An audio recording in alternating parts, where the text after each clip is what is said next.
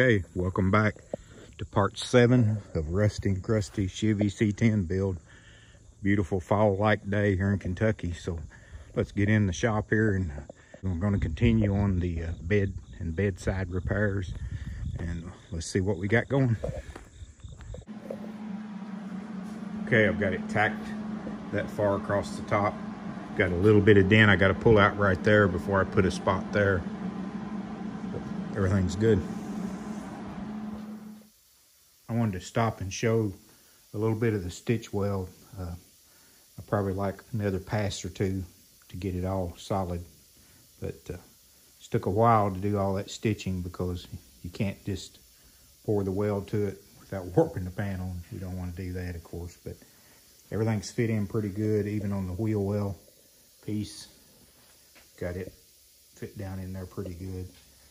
So I'm gonna have to trim over by the tail light where they send the extra length at. You see the hangover there, so I'll trim that off and try to roll that edge over. And then at that next point we'll be we're gonna patch this spot right here. Not sure how big it is. I'm assuming I'm gonna have to probably go at least out to here on it, but I have a patch panel for it, so it's not a real big deal there. The other side's a little more extensive over the wheel well, of course, but we don't have the dented up corner to deal with on the other side either, so which will make it somewhat easier. And then we get the metal finished out. I'm gonna put everything in epoxy primer. Got my air compressor back going and a motor on it, so we can get that done next, and then on to body work. Here's a look at the passenger side after I got the panel straightened out and the bottom section welded in. Just got to work the bondo now. Got the plug piece welded in over the wheel well, and everything looks good. Here's around the back side there.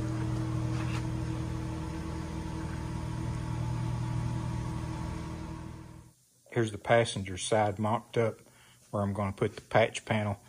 The yellow tape line at the top is where I'm going to cut the patch panel out. I've just got it up there with Clinko fasteners right now, just for a rough fit.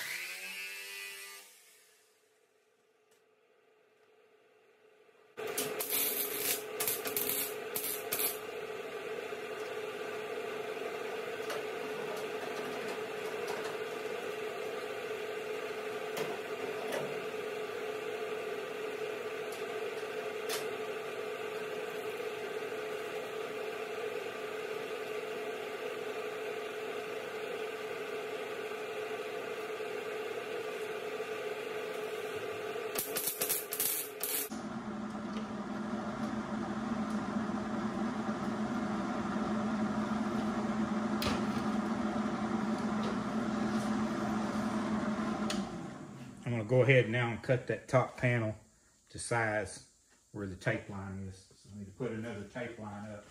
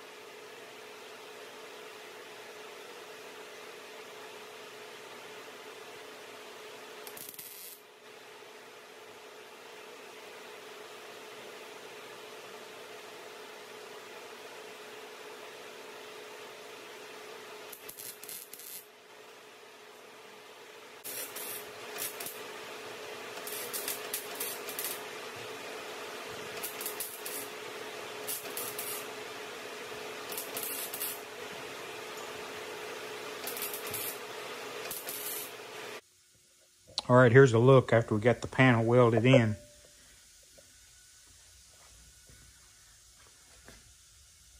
So the next step is, of course, fiberglass reinforced Bondo over all the weld seam, and then skim it with Bondo and start blocking on it. I've still got to weld up the stake pockets on top. I've got a little dip in this top rail right along in here that I've got to jack up, and pretty much down to start blocking and priming. So continuing on with the frame shortening, we have to remove this back cross seal, this one, and we got to move it up from these two holes to these two holes. So I'm going to start and get the rivets cut off and get that done.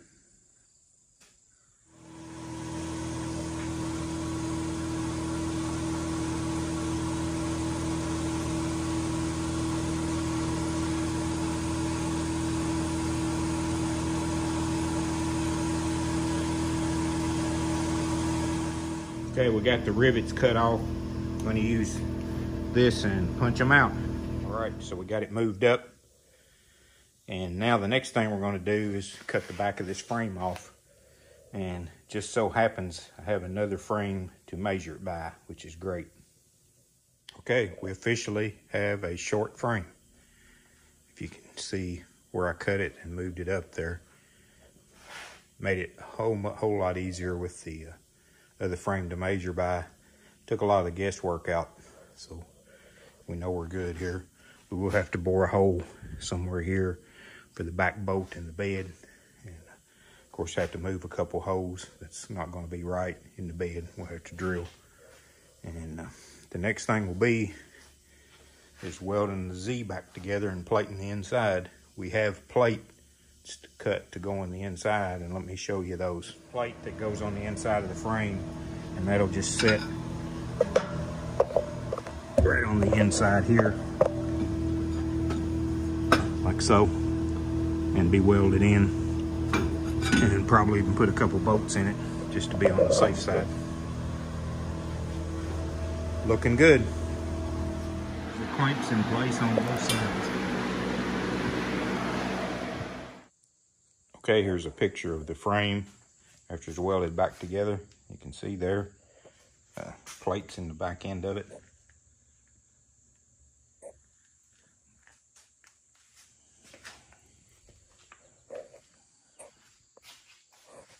Tail of the frame cut off. Cross member moved forward.